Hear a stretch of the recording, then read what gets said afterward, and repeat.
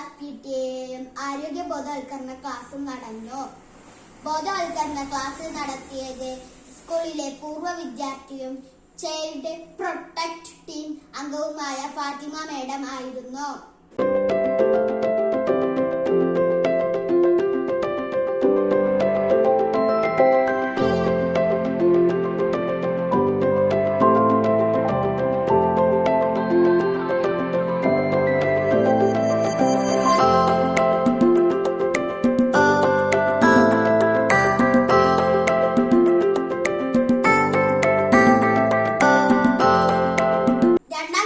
കൂട്ടുകാർ ഇന്ന് സ്കൂളിൽ വെച്ച് ഇലകൾ കൊണ്ടുള്ള ഉപകരണങ്ങളുടെ പ്രദർശനം നടത്തി.